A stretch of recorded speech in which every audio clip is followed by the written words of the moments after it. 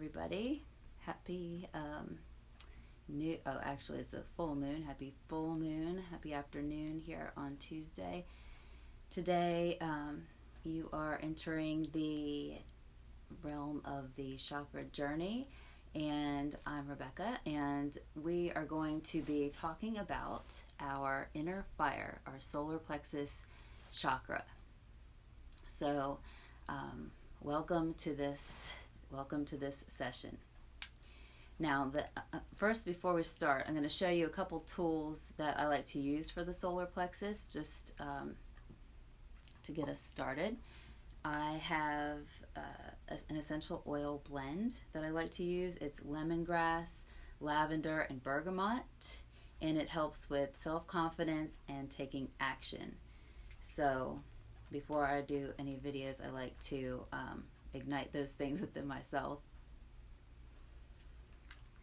And the solar plexus chakra is all about our ability to take action in the world. The solar plexus chakra wants us to interact, to be an individual, be who we are, and interact with the world. So that's a good oil to support you. You can circle it on your solar plexus chakra, which is located right below your low ribs. So if you just want to swirl some on in the morning to help ignite your drive, your motivation, your confidence, you can do that.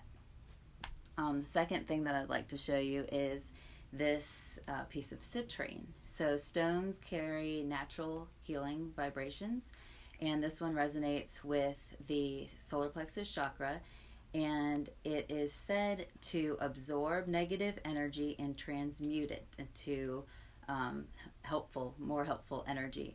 And so I like to think of this as like a little stone, a little fire stone that you could put in your pocket, because fire is all about transformation. And that's what we're going to talk about today, is the solar plexus chakra and transformation. That's the purpose of the solar plexus chakra, the third chakra. So I'd like to share first of all that in the chakra work that I do, and I think this is true for probably everyone, that we all have chakras that we like to work with. So there's some chakras that we think are more fun. They might be easier for us for whatever reason. And for me, the solar plexus chakra is not the easiest one, because it goes against some of the things that I have that are pretty ingrained in myself. So from a really young age, I remember everybody always said, "Oh, Rebecca, you're so shy, you're so shy." So then I adopted that persona of I'm Rebecca and I'm shy. And I'm also very cautious. So I like to take my time. I don't like to just spontaneously do things. So I'm more of a cautious person.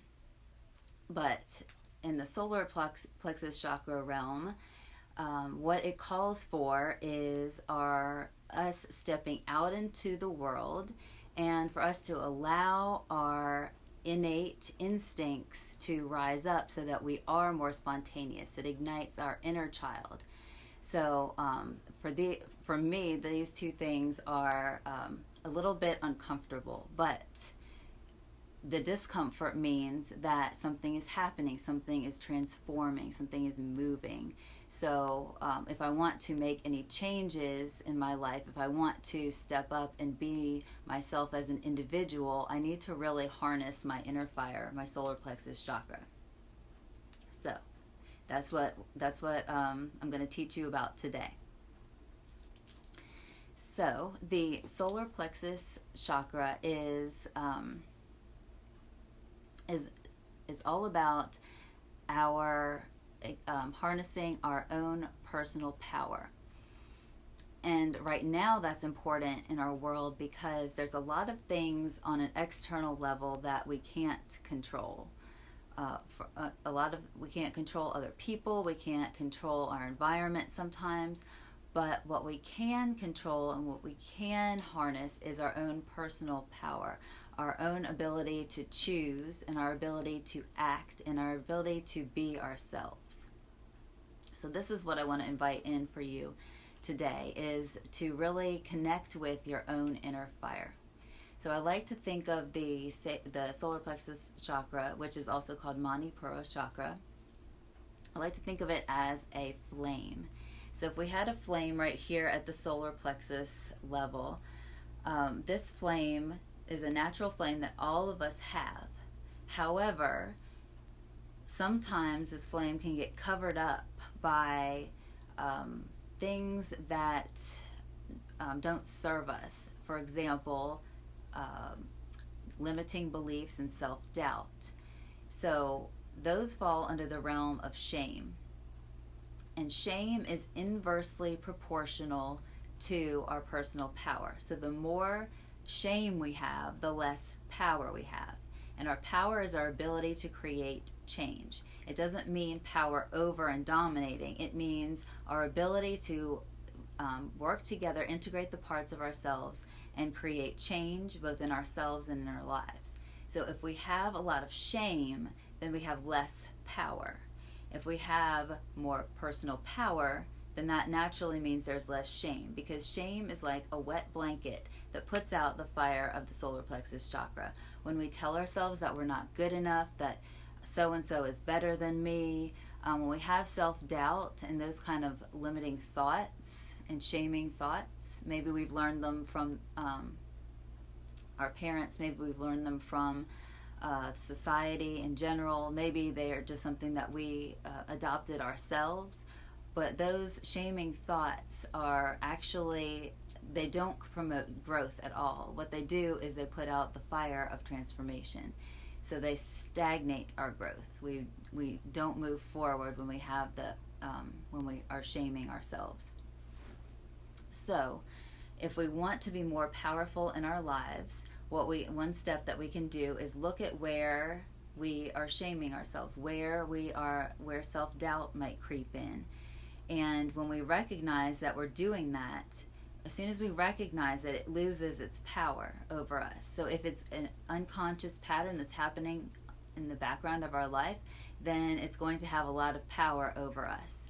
But when we recognize, oh, I'm shaming myself again, or oh, there's that self-doubt again, then it loses its power over us, and we can choose to harness the power of our flame, of our solar plexus flame, and we can tend to the fire. So we want to, in order to keep the fire burning, we want to give it, we'll say firewood, could be like new experiences to help it burn. We want it to have new elements in it. So we want to give it material to burn, but we don't want to overload it with like too many logs, because then the fire will go out. So it's our job to manage this flame of our power. So we can decide what logs that we want to throw on the fire, or maybe we don't. And then we can recognize if we're stifling the fire through shame or self-doubt, and we can choose to not do that. So the more that we are able to tend to and harness this fire, the more confidence we'll have. We'll be able to step forward in our lives and and give ourselves permission to make mistakes. So that's another big thing. So if we allow ourselves to keep going after we make a mistake, that just becomes fuel to the fire. We don't put our fire out if we make a mistake. So once we get our confidence going and building, then it helps propel us forward in our lives. We're able to step outside of our comfort zone. We're able to interact with the world around us. We're able to let people see who we really are. And that's so important with the third chakra, because it's our right to be an individual, not something that society wants us to be, and yes, we're going to follow along. No, we have unique desires and passions coming up from the lower two chakras, and we have our unique vision coming down from the sixth chakra. We have all of that which is unique to us, and then we share it with the world through the solar plexus chakras, through our actions. So we want our actions to be fueled by our desires. Desire is fuel for the fire, and our vision directs the fire, the consciousness. So when those things are all in a line, we have a healthy fire burning. We're able to go out and do new things, and we're able to stay motivated. in our body. It's represented physically and with our digestive system, so we're able to take things in and let things go as needed. So that's how the third chakra interacts on a physical level and on a emotional and mental level. So we're healthy, let ourselves do new things, and we put ourselves out into the world as individuals. So that is what I offer you today, to maybe harness that a little bit more, maybe tune in to what is depleting your fire, what is igniting it, and just kind of thinking of how you can manage it.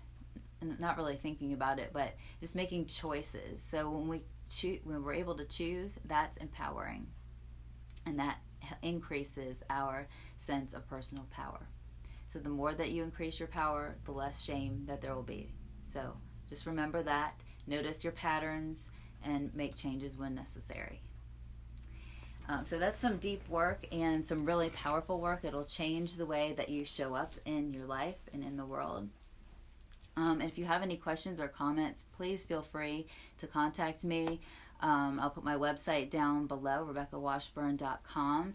And for all the chakra stuff, you can follow me, follow along on Facebook, on email, YouTube, Instagram. So I have different avenues that I share this work on. So please feel free to follow, share with anyone that you know that would be interested in this work as well. And thank you so much for tuning in with me this afternoon.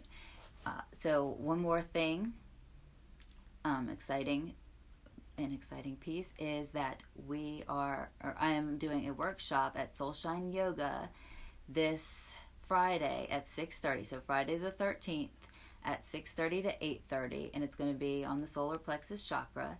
And we're going to have a discussion about it, get deeper into the realm of the third chakra and how we can use it to empower ourselves. And we'll have a short little yoga practice to physically ignite our third chakra, and do a meditation as well. So we're going to come at it from all levels and really work to ignite that third chakra. So, thank you so much for joining me today, and it was great to see you guys. I see your comments. Thank you so much, and I will see you next time. Thank you. Namaste.